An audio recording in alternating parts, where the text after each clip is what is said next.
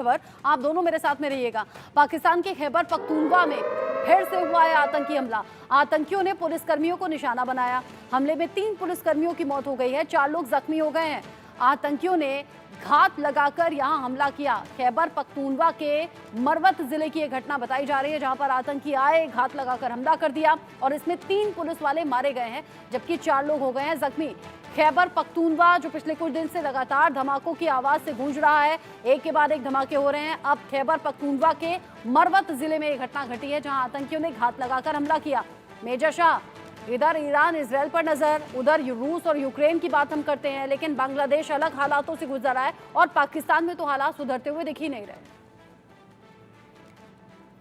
बिल्कुल जियोदर जी, देखिए बांग्लादेश के जो हालात हैं वो अभी बदकिस्मती से मैं बोल रहा हूँ, अभी फिलहाल तो थोड़ा वक्त लगेगा उनको स्टेबलाइज होने में, क्योंकि शेख हसीना वहां से रिजाइन करके चली गई। अब वहां पे इंटरिम गवर्नमेंट कितना संभालेगी, और इसको मैं काफी हद तक मैं इसको बाहरी ताकतें जैसे कि पाकिस्तान हो गई, ये कुछ कई लोग कह रहे हैं कि अमेरिका हो गया, कहीं कह रहे हैं कि चीन हो गई, भारतीय बाहर की ताकतें का इसमें हाथ है। और अगर बांग्लादेश के हालात, बांग्लादेश हमारा पड़ोसी मुल्क है, कोई ऐसा पड़ोसी था जो कभी भी हॉस्टाइल नहीं था, हमारे खिलाफ कभी गया नहीं। हमेशा हमारे संबंध बांग्लादेश से शुरू से बड़े अच्छे। 28 कू हो चुके हैं बांग्लादेश में। एक बार तो एक हफ्ते में 2 कू भी हुए थे। 1975 में जब शेख मुजीबुर रहमान को मार दिया था, उनकी पत्नी और 3 उनके बेटे थे साथ में।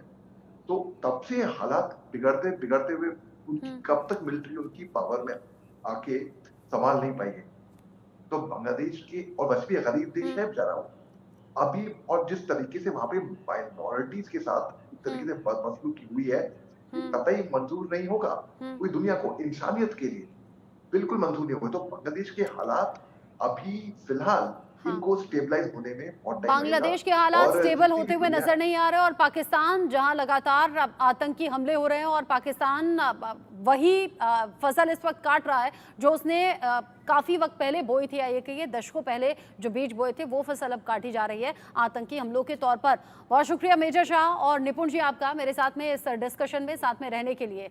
अलग अलग देशों पर निगाह बनी हुई है, अंतर्राष्ट्रीय स्तर पर अलग अलग टसल हैं जिससे प्रभावित दुनिया के कई देश हैं। उधर मिडिल ईस्ट में ईरान और इजराइल में तनाव चरम पर है, युद्ध के हालात बन चुके हैं, बस मुनादी का इंतजार है। और अगर युद्ध होता है तो पाकिस्तान इन दोनों देशों के बीच युद्ध से क्यों डरा हुआ है, रिपोर्ट आपको बताएगी।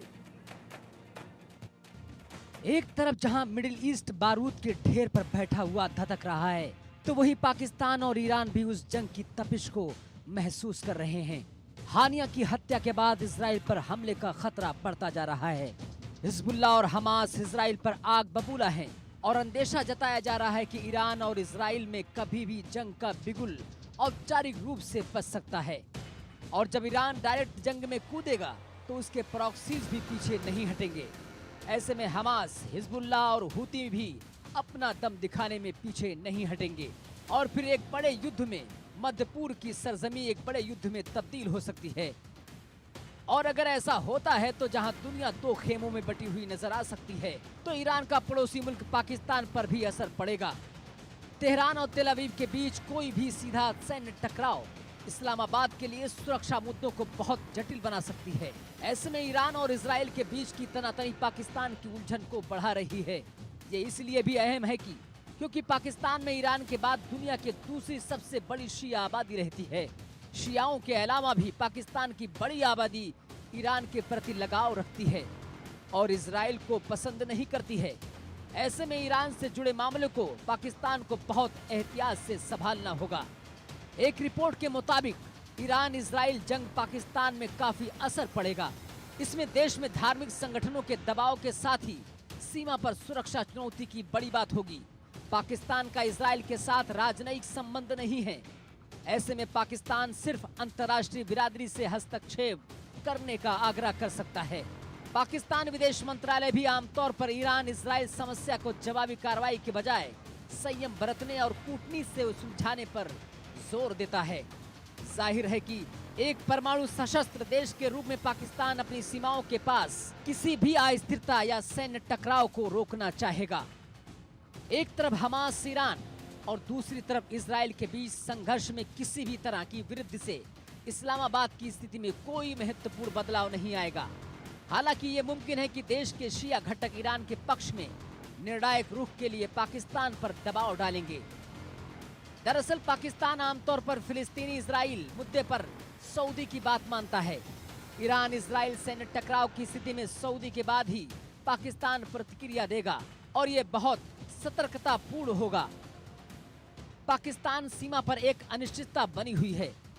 अलगाववादी गुट और आतंकी संगठन 900 मील की खुली सीमा के दोनों ओर अपने ठिकाने बनाए हुए हैं। ये गुट हिंसा भी करते रहे हैं। ऐसे में ईरान के युद्ध में उलझने की स्थिति में यहाँ हलचल बढ़ सकती है। हालांकि पाकिस्तान की सरकार नहीं चाहेगी कि सीमा पर कोई नई समस्या पैदा हो, क्योंकि वो पहले से ही अफगानिस्तान सीमा पर मुश्किल का सामना कर रही है। Bureau report, India news. चलिए इसी खबर के साथ छोटा सा ब्रेक यहाँ पर ले रहे हैं, लौटेंगे।